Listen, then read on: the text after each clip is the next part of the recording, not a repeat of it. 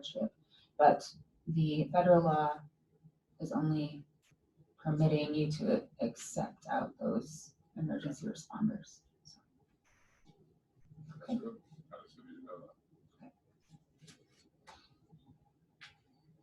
Any other discussion? Because I assume we have to make that exception. If I am reading the room, I think that you are trying to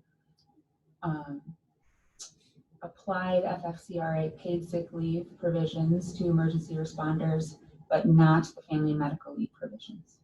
I think that's the request at the time that we need to struggle with. Is there a later date that can be added back on for that? I mean, not everybody, but there will be some people that take advantage of this and utilize it. And you've got the first responders in 6 months, 8 months that are going to look back on this and wonder why we made this decision and took it away from them. I would think as anything else, we can rescind or change anything as we deem necessary. I would think. I don't know why we couldn't. I just want to make sure that the first responders know that kind of we've got their back on this. If they're going to be overseen on this strongly from the beginning and not be able to take that time, and there's other people that are taking that time, they've got the same needs as everyone else. And if they're working through these needs, if they work hard through this, I think they need to be rewarded or at least have the same opportunity that everybody else is given. Well, and I think we need to understand, and I've read through, unfortunately, read through I do too many things, I know. Policy and especially the questions and answers. If you go to the website, the questions and answers, that all these requests will have to be qualified requests anyway. It's just because you request it doesn't mean you're going to get the leave.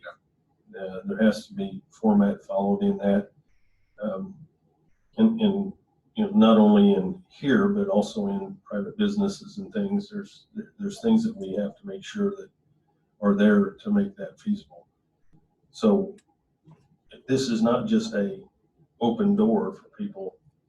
That's what I'm just to take off work. There's a form that's filled out, then it has to be looked at. It has to be determined whether that is an actually applicable situation to the leave that's being requested. So we need to understand that. I guess what I'm saying is just because you think you need it doesn't mean you're going to get it, because we have to look at a lot of different things when we make those decisions. And I know Sheena's probably preparing for that right now.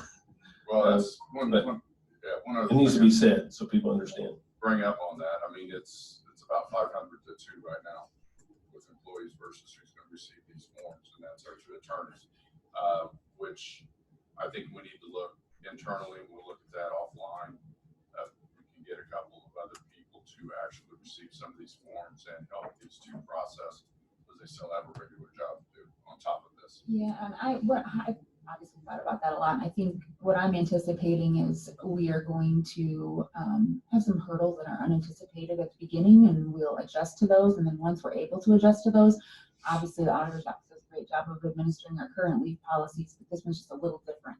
And I think that we can help them as far as the burden of the initial analysis. So that's why we kind of had that set up to go through legal before we funnel through the audit. And again, We already are. Hopefully not. I want to make sure I have total confidence in our department heads and elected officials to manage this and to help make this work. Again, we're a team. We've been working as that ever since it started. A very, very close team, and we need to continue to do that. So I have utmost confidence in our people that they'll do the right thing. So I'm not worried about that.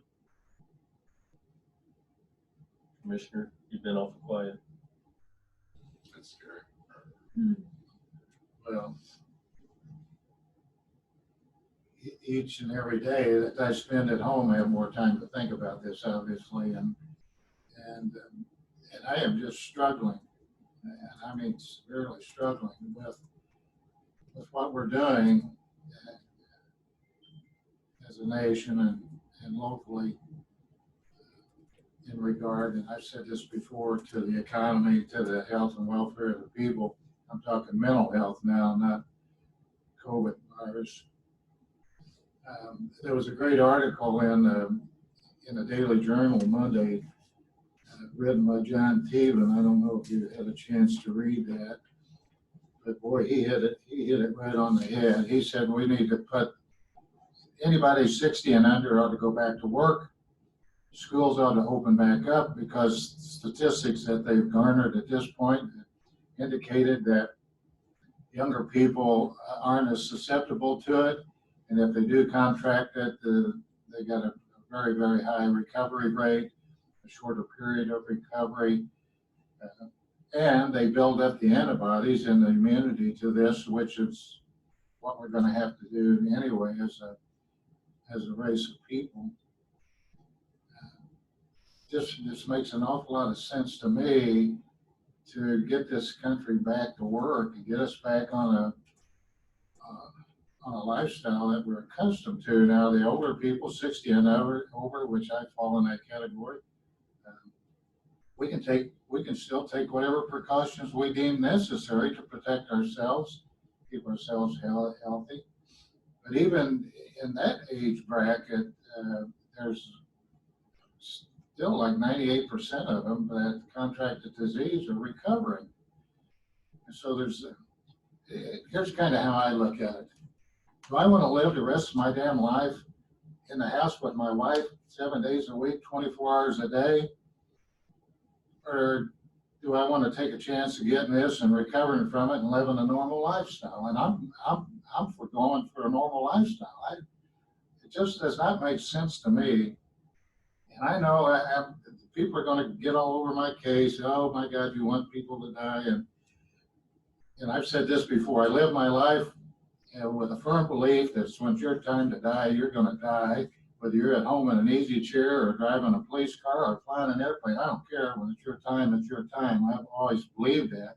And with that belief in my heart, if I was subjected to the virus and I die, well, then that was just my time. The Lord had picked that time for me, and I'm gone. But I just can't. I tell you, I'm struggling deeply with this to see what's going on in the country, to see what's going on with the people, to see how we've subjected ourselves to damn near martial law, the government takeover of all aspects of our life. I just heard this morning, Decatur County, they got now they're going to start ticketing people or pulling them over for driving. What the hell has happened to the people in this country? Where's our sense of freedom and pride and limited government? So I said, it's like this. If the government said we're coming after your guns, hell, we'd all be on the front doorstep armed and locked and loaded, right? But if they said we're coming after your car because we don't want you to drive, okay, well, come get my car. Well, what's the difference? The difference is that we as a nation have subjected ourselves to the liberal politics, the political correctness to the point where we're willing to acquiesce to any form of government control with no question. And I'm almost ready to go to the doorstep locked and loaded. Now, just to that point, I just can't believe what we're doing. So I say, like, this gentleman that wrote this article, he's an adjunct scholar for Indiana Policy Review. If you haven't read it, I would encourage you to get a copy of it and read it. So just as a contrast, this morning I printed off some CDC, Center for Disease Control, stats that they had published. From October 1 of 2019 to March 14th of 2020, they projected that there was between 390,000 and 710,000 hospitalizations as a result of the flu. Not this virus, but just the flu. Of that, from 38,000 to 54,000 of those flus were illnesses. Of that, 23 to 59,000, there were flu deaths. That was from October 1 of 2019 to March 14th, some 4 or 5 months or 6 months. Put that in comparison to what we're reading today about this virus. I'm telling you, we have panicked ourselves to a point of no more rational thought. Not to mention, I don't even want to get in the economic side of this thing because everybody's gonna say, well, money's money, you know. Well, there's still an aspect of what's going on that's gonna have an economic impact, not just on the overall society of the country, but the local governments. We're already gonna begin to witness this. So we see more and more people applying for unemployment, more and more people taking advantage of the edicts that come down from the federal government and state, and the taxpayer is gonna have to fund that. Simultaneously, we have a loss of revenue in conjunction with, somebody ought to be doing a fiscal study of how all of these things that the government's imposing are going to impact local governments and our ability to function on a normal basis once we get back to that point. So thank you for listening. I appreciate it. Glad to get that off my chest here this morning. But I'm an advocate today, and I'm going to say this, and I want the public to understand it, that I would much rather run the risk of catching this virus and surviving it and getting back to a normal life and to continue to live under the conditions that we're currently under. I said that earlier on, didn't I, where I facetiously said, quoted Patrick Henry, give me liberty or give me the virus. I heard that one. It's a new one to me. Anyway, that's where I'm at. As far as employee compensation, yeah, we're going to do everything we can to help the employees and the first responders. We don't want anybody to be hurt financially any more than what this whole pandemic has created. You're going to get $1,200 a piece from the government anyway, so that ought to help you. I won't get into that, but anyway, Commissioner, I appreciate I'm it. so scared of you. Well, I'm not. I'm in that 60 age bracket though. I am 61. In a lot of ways, I agree, Commissioner, with what you said. And in some ways, I know we're stuck with what we've been given from the federal government, from the state, and we have to deal with that. I'm not saying I like that or I agree with that, but I do say that we have a responsibility that we have to deal with it, and that's where we're at. And I think that's what you're saying too. We're kind of being forced to do some things that maybe not to us common sense wise make sense. But we still have to make those decisions because we have to take care of the people that we've been given that responsibility of. So I'm kind of where I'm at. I mean, it's between a rock and a hard place, and if people out there don't understand that, then you don't understand the way this works and what we have to deal with. And again, we're not going to please everybody. Not everybody's going to be happy. All we can do is just do the best we can do to make the decisions based on the best we have to deal with. So, well, we have a responsibility, and I'm first to admit this. We have a responsibility. What do you point at? Your microphone, talking to your microphone. pull your microphone a little closer, sir. Mine's glued down. I can't move it. They probably did that on purpose. It's a coffee I spilled. Obviously, we have a responsibility.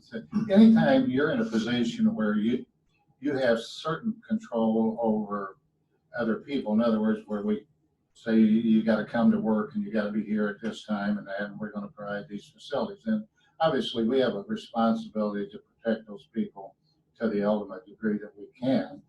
And I'm all in favor of that. That is beyond the personal decision side, obviously.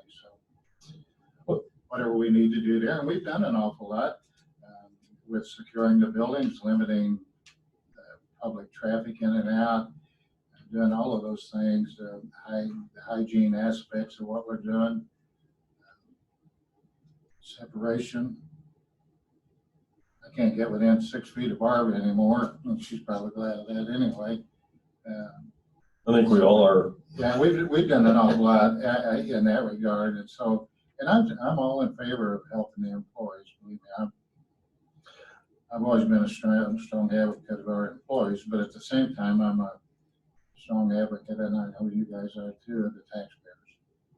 Well, and again, the fact that our freedoms in this country that we have, and we seem to be, like you said, giving some of those away to get certain things done. But I forgot, I was gonna quote John Teeman that wrote this article that I referenced. His last sentence was, "We do not have to burn down the house to get rid of the mice." And so that was so apropos, I thought, to the current situation. That's what we're doing. We're There's burning the some house wisdom down to get there. rid of the mice. There's some wisdom there. And I want to also, I received an email, and I wasn't going to bring this up, but I thought I would. In the comment, one of the comments in the email, and again, everybody's going to have their opinion, and everybody has the right to that opinion. That's why we live in a free country. But one of the things that was said or contained in that email is that we had people sitting in their offices here in the county doing nothing. I don't want to say right now to anyone listening, and hopefully the employees that are listening to this, I don't believe that for a minute. I think that's a bunch of crock. And to even say that is an insult to a lot of good people in this building. Whether you believe they should be here or not working is not relevant at that point. When you say in a comment like that our people are sitting behind desks doing nothing, that just irritates me to no end. And you know who you are. You know who emailed me. If you're listening, I don't agree with that at all. Our people are doing their jobs. They're working hard just like they always do. So please don't insult us like that. Sorry. I went the wrong way there, but I had to say it. It was bugging me. I'm gonna make a motion. I would like to have the provision apply to the healthcare providers, emergency responders who are employed by the county, and also the family medical leave. Would that summarize the Well, both of these? sorry, I got distracted at the beginning of that. You say again. Well, I'm just basically adding 1 and 2 on our. I'm not sure where we're at in the discussion as far as the paid sick leave apply. We want paid sick leave to apply to emergency responders. The family medical leave is the more difficult because it can be up to 10 weeks. So as far as putting a burden on those facilities who need to have a certain amount of people there to adequately staff and protect the county, I think that is the concern that the sheriff had with the family medical leave, not so much with the paid sick leave portion, because obviously the paid sick leave portion means you're sick or you're quarantined. My point being, on your list there, I think you can say yes to number 1 and no to number 2. It's within your discretion.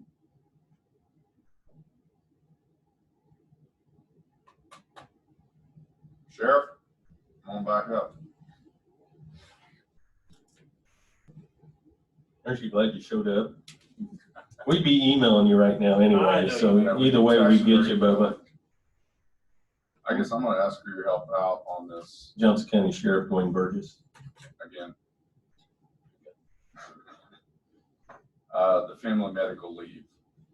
That's what we really need to discuss with you, since you're gonna be a responder.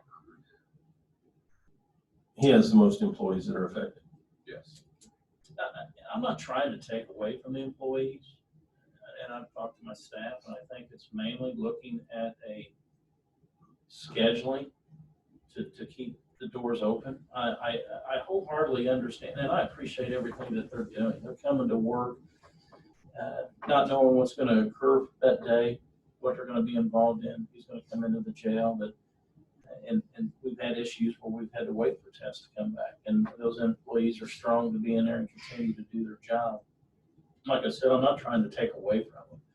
You know, I think if there was a unique case, I would be in front of the commissioners and the county attorney to explain and fight for them.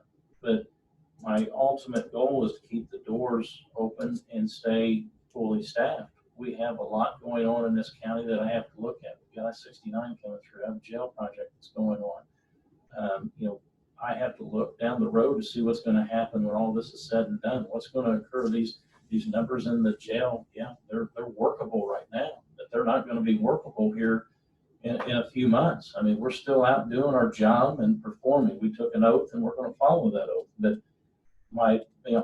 any public servant that I talk to that leads their agency, that is their biggest fear, is just keeping those doors open. You know, it started with 10 firemen leaving. talked to a friend of mine in New York yesterday. It's on NYPD. They have 5,000 officers out sick right now. He has 50 out of his precinct. So it is real. And I understand where Ron's coming from, but I think any and all that we do is I'm going to present something to, if I have an employee that has some issues, I'm going to try to work with them. I'm not going to leave them out to dry.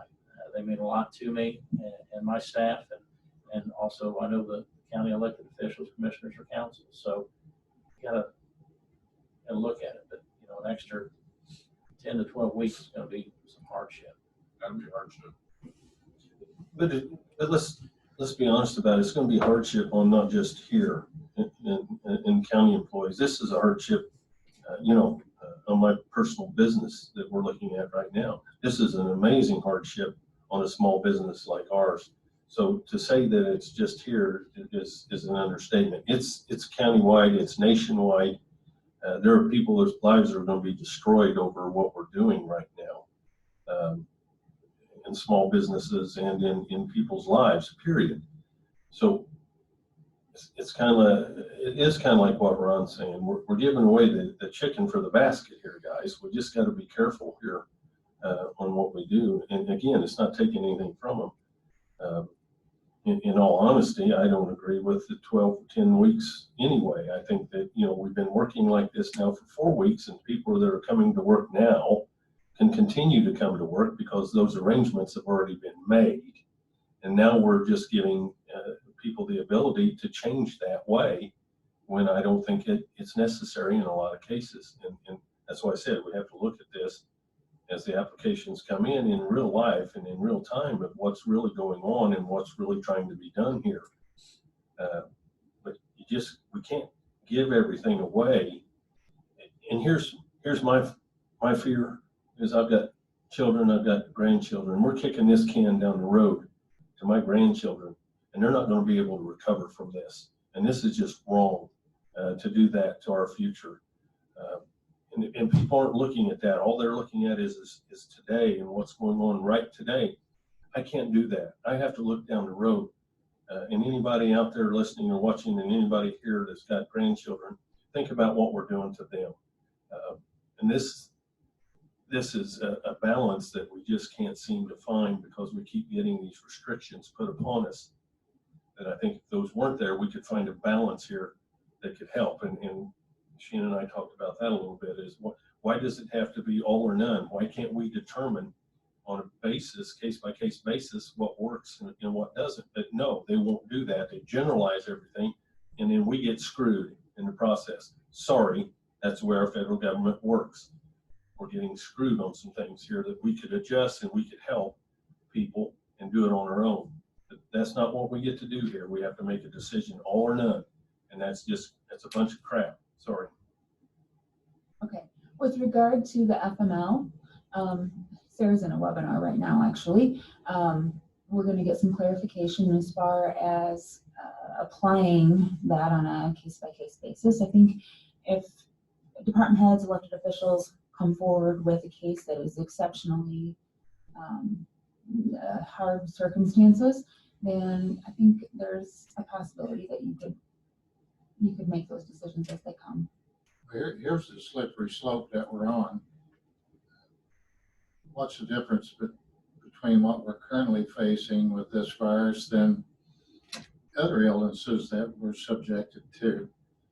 I mean, people who've had the flu, they've had pneumonia, they had cancer, they've had all sorts of maladies over the years. And why is it all of a sudden that we have to make these kind of applications for relief that we didn't heretofore? So here's a slippery slope, and this is the way government works.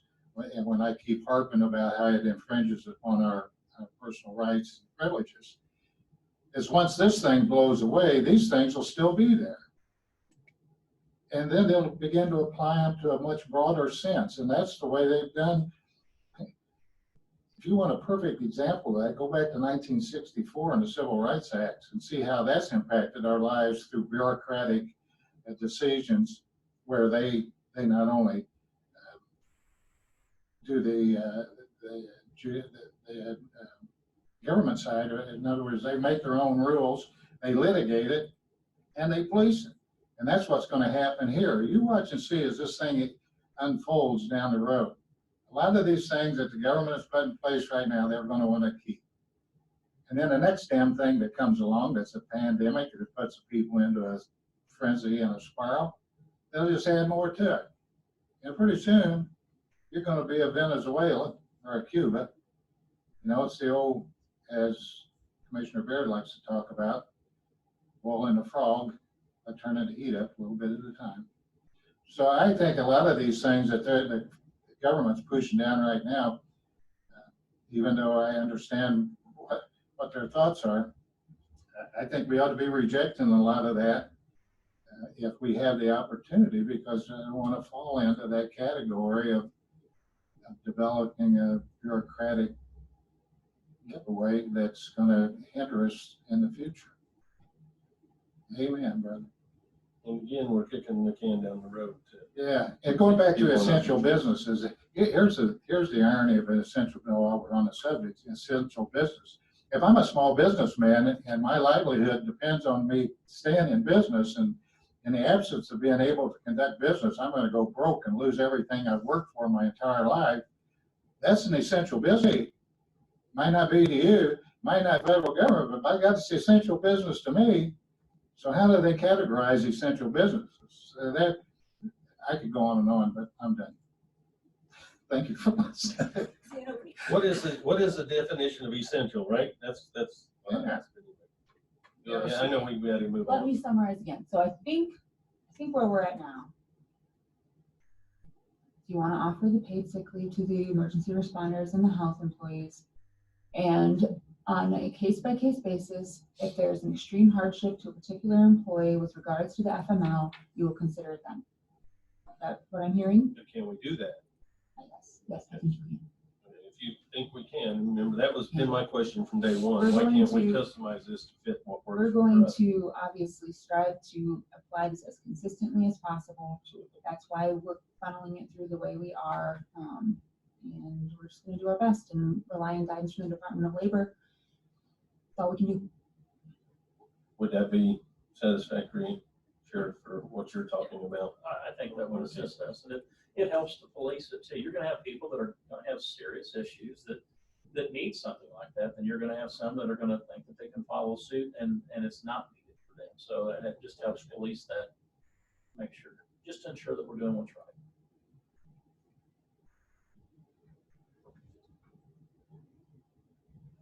Back to our motion. Well, Paid motion sick leave motion is- would need to be amended. The motion would need to be amended to cover the case-by-case basis, not on the general case basis, though. Correct? For the FML, for emergency responders, you're not talking about county employees generally right now. Right. Just, It's gonna be case by case basis. Do you understand that motion, sir? Hmm. You have a second for that? Okay.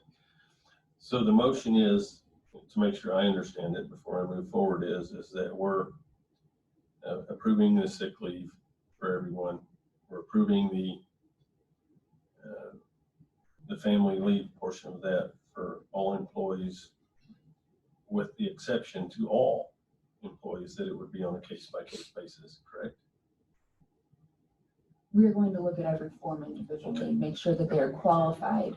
But as far as the weighing of the burden on particular departments such as the sheriff's office Public and service. dispatch Right. and the health department, those types of facilities, we're going to have to calculate the burden for the particular employee against the need for them to be present at work to administer those essential services. So it's a little more restrictive, Correct. according to the elected officials and directors of those departments. Yes, I can second that. And these are dealing with the first responders only. Yes, basically at that point in time. So we have a motion and second as presented. I don't really want to go through that again if I don't have to. I'll send an email. That would be great, clarification, but I understand it, so. And if, I would say this, if we need to modify this, if it's out of hand, we can modify this. If we need to modify this in the future, and if it becomes abused or taken advantage of, we will modify it accordingly. So, Just a reminder to stay close to the mics. I am, I have it right here. A little bit closer. I'm good. okay.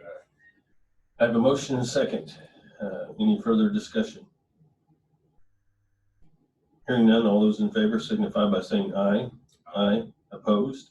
Let me just say, my dissent is based So on, you can get motion carries. go ahead. Go ahead. My dissent's based on that we currently have medical, we have sick days, we have provisions already. We did an extended 4-day thing in regard to COVID. We did a 2.5 or 2.25 day for people under 30 days that didn't have sick time built up. So we've done a number of things. So I don't know that the first responders would need anything beyond what we're giving all of our employees at this time. And I kind of go back to the sheriff's premise that he really needs these people working. Obviously, if they're sick, they can't, and he doesn't want them there. And we've already done things. I mean, they've got sick days. We did the 4 days. So doing more, I'm not sure that that's. But we helping didn't the really situation. change anything there. Huh? We're not really changing anything there. We're saying it's a case by case discretion on that, just like it would be. Well, I thought right now. your case by case discretion was based on the FMLA. It's for the FML provision. Yeah. So. Not to be- the overall. to Hold on, be- let me just say. Understand that whether we voted for Right. this or we voted against it, this is in effect. We don't have an option. All we did is make the option that now we can be discretionary in some cases that we didn't have when this went in effect. But only on first responders. That's Right. the You only. don't have Right. discretion as to. We don't have discretion on I know that. that. We don't have a choice. We can vote against that or for it, doesn't matter. It's going in effect. Yeah. Today at midnight, correct? Or It's today. 11:59. Yeah. April 1st. So, Happy. yeah, happy April Fool's. But anyway, so basically all we did was just amend it on our position as county to say that we're going to have discretion on that over those public safety employees, Yeah. which I think we need, and I think they'll understand. And I want people to understand, I am one of those. I mean, I know I don't work like I used to work at the sheriff's office, but I am one of those people. And I understand what it's saying here is that, and these people that are working, they know they are vital and important to this, and they gotta be here, and they understand that.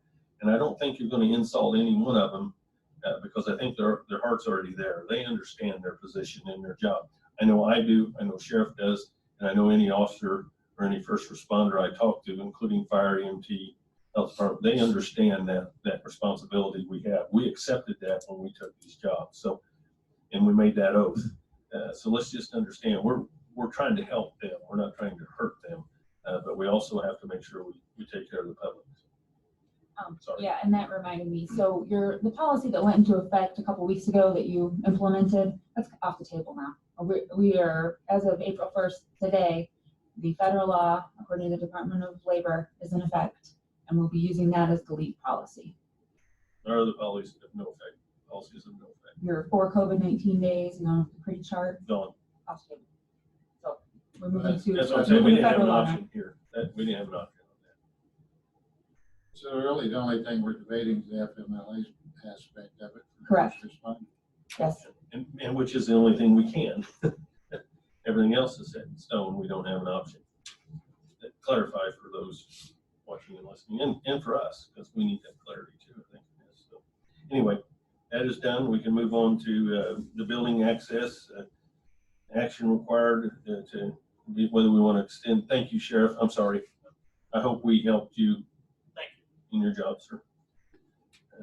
Extending the current building access restrictions to coincide with any future extension of the governor's stay-at-home order, which I think would be a wise thing to do. But again, that'll be up to the commissioners. We either have to extend it or we have to open the building back up. so, right, so by executive order right now, stay-at-home order is in effect until 11:59 on April 6th.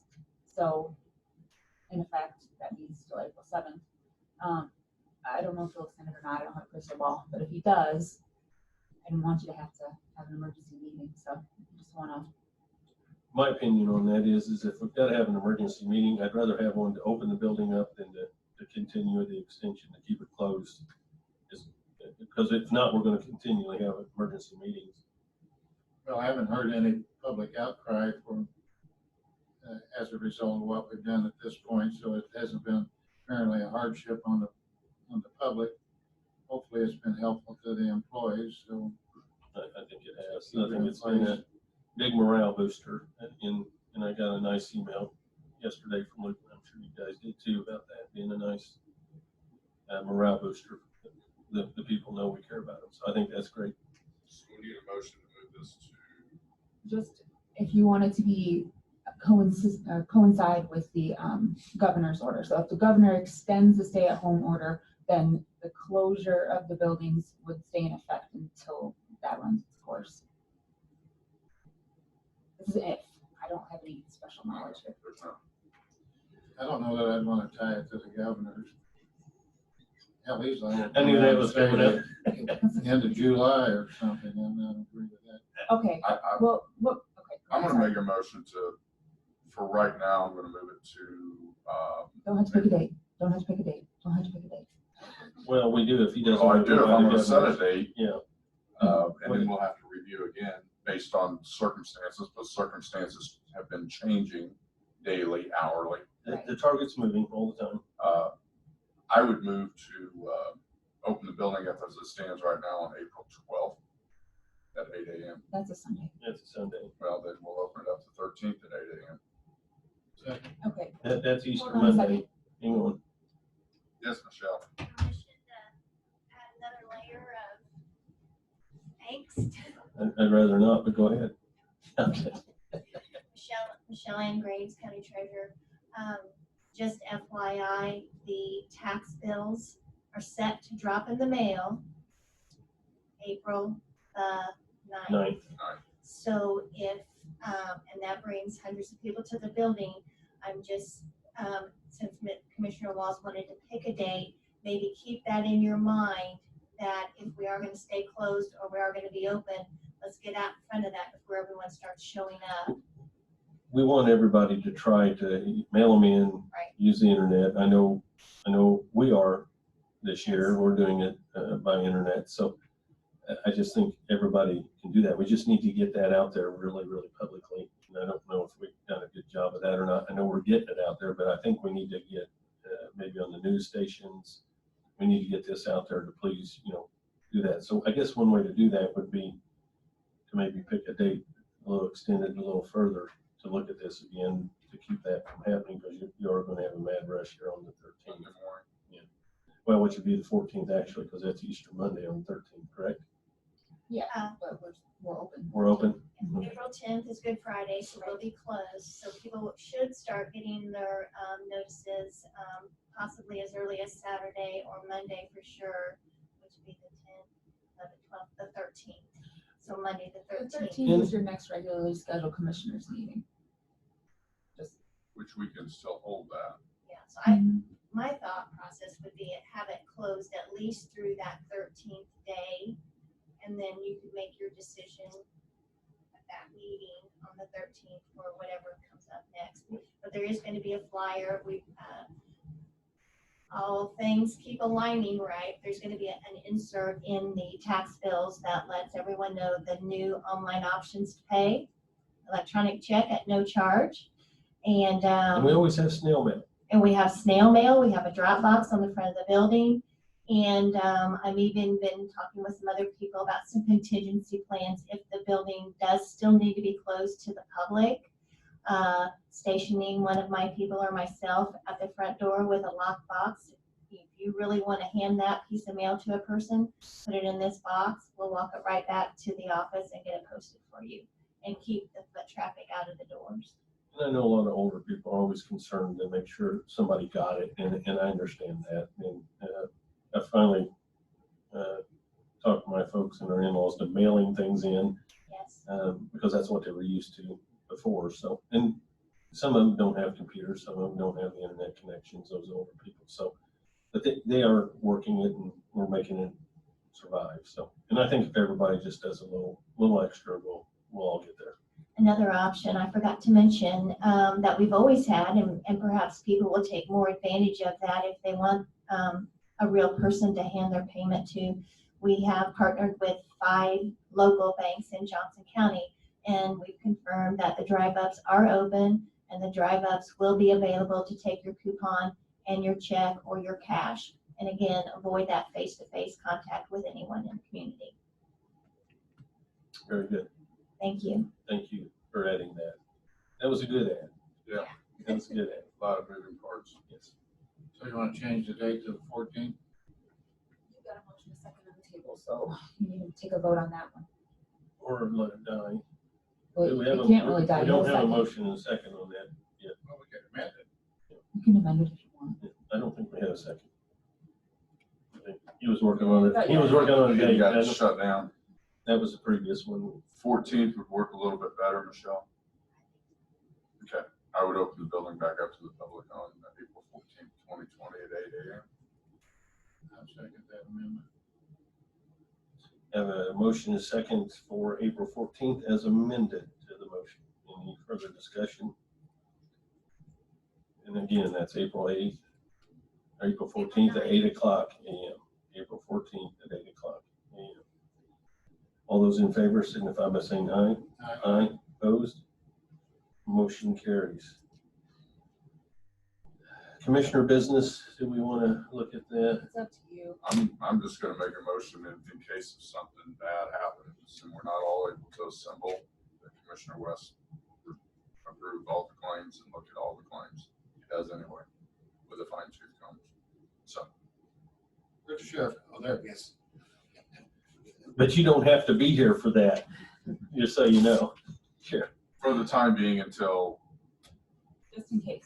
it's. We're it's an unable to in meet. case thing. Just- You're okay Commissioner with that, West. Commissioner? We're gonna continue on as we're doing, With that? Happy to do that. and we'll continue on as we're doing unless something changes. And I'll second that. So Commissioner West doesn't second the motion toward him.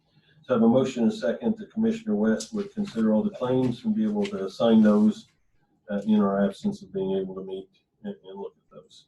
Any further discussion? Hearing none, all those in favor signify by saying aye.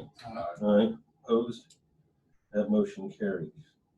Telemedicine coverage. I'm just gonna say, I really don't know enough about it to make a decision on it today, so today as it stands, I would not be really in favor of it. I just need a little bit more information than one email stating some stuff, so. Ma'am, Yeah, Pamela Burton, Johnson County I don't think Auditor. your mic's on either. Now you may need to pull it toward you. Pamela Burton. Still not. Is your red light on? Hold on, There's not a button on that one, is there? Or is you're good. there? Pamela Burton, Johnson Good County deal. Auditor. I had planned on speaking with Ron after this meeting. I was in an in-depth conversation with our third-party vendor on this proposition, so I do have a lot of details that I'll go over with Ron, and maybe you can approach it or discuss it amongst yourselves after that.